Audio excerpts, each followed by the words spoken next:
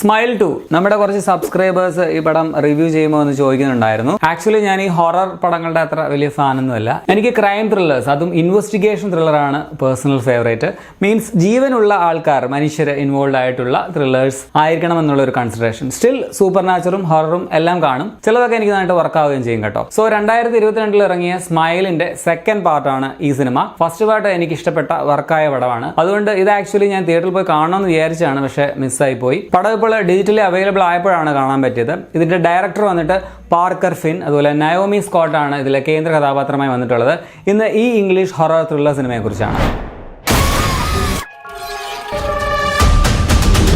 First part തീർന്നെടുത്തുനിന്നാണ് ഈ cinema തുടങ്ങുന്നത്. Smile എന്ന എൻറ്റിറ്റി എങ്ങനെ അമേരിക്കയിലെ ഒരു പ്രശസ്തയായ പോപ്പ് സിംഗർ സ്കൈ റെയിലിലേക്ക് പാസ്സായി എന്നതും തുടർന്ന് നടക്കുന്ന സംഭവങ്ങളുമാണ് ഈ സിനിമ പറയുന്നത്. ഫസ്റ്റ് പാർട്ടിലെ പോലെ തന്നെ ഇതിലെ കേന്ദ്ര കഥാപാത്രത്തിനും മോശമൊന്നും സംഭവിക്കരുതേ എന്ന് നമുക്ക് കൂടെ ഫീൽ ചെയ്യിപ്പിക്കുന്നതാണ് ഈ സിനിമയുടെയും വിജയം. സാധാരണ ഹൊറർ പടങ്ങളിൽ നിന്നും ഈ സ്മൈൽ ഫ്രാഞ്ചൈസിന്റെ പ്രത്യേകത എന്താണെന്ന് വെച്ചാൽ ക്ലീഷയൊക്കെ കുറച്ച് ബ്രേക്ക് ചെയ്യും, എന്തെങ്കിലും പുതുതായിട്ട് അത് തരും എന്നുള്ളതാണ്. ഇതിൽ ഹൊറർ എലമെന്റ്സ് ഒക്കെ വളരെ ഇന്റൻസ് ആയിരുന്നു. ഇതിൽ കുറച്ച് ജംപ് സ്കെയർ സീനുകളൊക്കെ ഉള്ളത് അത്യാവശ്യം ഇഫക്റ്റീവ് ആയിട്ട് തന്നെ വന്നിട്ടുണ്ടായിരുന്നു. പിന്നെ ഫസ്റ്റ് പാർട്ടിനേക്കാൾ കുറച്ചുകൂടി അറപ്പ് ഫീൽ ചെയ്യുന്ന ഡിസ്റ്റർബിംഗ് ആയിട്ടുള്ള കാര്യങ്ങളാണ് ഇതിലുള്ളത്. നോർമലി പ്രേതപടങ്ങൾ എനിക്ക് വർക്കാകാത്തതിന്റെ മെയിൻ കാരണം എനിക്ക് ചത്തവരെ പേടിയില്ല, ജീവിച്ചിരിക്കുന്ന മനുഷ്യനെ മാത്രം പേടിയുള്ളൂ എന്നുള്ളതാണ്. പക്ഷേ ഈ സ്മൈൽ ഫ്രാഞ്ചൈസിലെ പടങ്ങൾക്ക് ഒരു സൈക്കോളജിക്കൽ വശം കൂടി ഉള്ളതുകൊണ്ട് ഇതിൽ വിശ്വാസമില്ലാത്തവരെ കൂടി ഒന്ന് പേടിപ്പിക്കാനായിട്ട് കൺവിൻസ് ചെയ്യുന്നുണ്ട്. അത് ഇതിന്റെ വിജയമാണ് കേട്ടോ. സ്കൈ ആയിട്ട് വന്ന നയോമി സ്കോട്ടിന്റെ പെർഫോമൻസ് ഗംഭീരമാണ്. ക്യാരക്ടർ നമ്മളെ പേടിപ്പിക്കണം, അത് ആവർത്തിക്കുന്നത് പോലെ ഫീൽ ചെയ്യാതിരിക്കണം, ഒപ്പം കൺവിൻസിങ് ആവണം. ഈ വെല്ലുവിളികളെ ഒക്കെ നേരിട്ട് നല്ല കിടുവായിട്ട് നവോമി ആ ക്യാരക്ടർ ചെയ്തിട്ടുണ്ട്.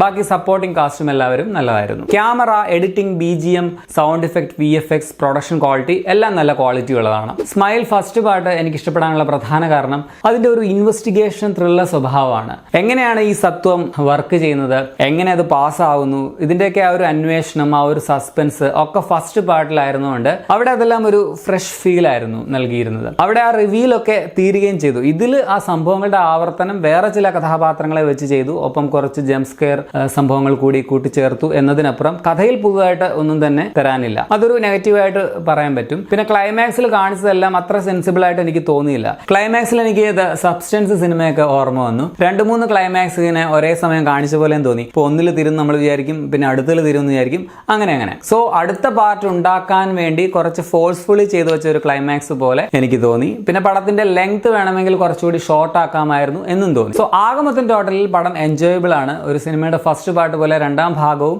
ആസ്വാദികരമാവുക എന്നത് ഇന്നത്തെ കാലത്ത്, പ്രത്യേകിച്ച് ഈ വർഷം വന്ന സെക്കൻഡ് പാർട്ടുകൾ വെച്ച് നോക്കുമ്പോൾ അപൂർവമായിട്ടുള്ള സംഭവമാണ്. ഈ പടം നൈസായിട്ട് തന്നെ വന്നിട്ടുണ്ട്. ഒരു വെർത്ത് വാച്ച് ഹൊറർ മൂവിയാണ്. സ്റ്റിൽ എനിക്ക് ഫസ്റ്റ് പാർട്ടാണ് കൂടുതൽ ഇഷ്ടം എന്ന് മാത്രം. പടം VODയിൽ നിങ്ങൾക്ക് കാണാൻ പറ്റും, അല്ലെങ്കിൽ ഇന്റർനെറ്റിന്റെ ശക്തി ഉപയോഗിക്കുക. ബ്രൂട്ടൽ രംഗങ്ങൾ ഉള്ളതുകൊണ്ട് പടം 18+ ആയവർക്കുള്ളതാണെന്ന് പറയാം. അപ്പോൾ നിങ്ങൾ ഈ പടം കണ്ടിട്ടുള്ളവരാണെങ്കിൽ നിങ്ങളുടെ അഭിപ്രായം കമന്റ് ചേർക്കുമല്ലോ. അപ്പോൾ ശരി എന്നാൽ.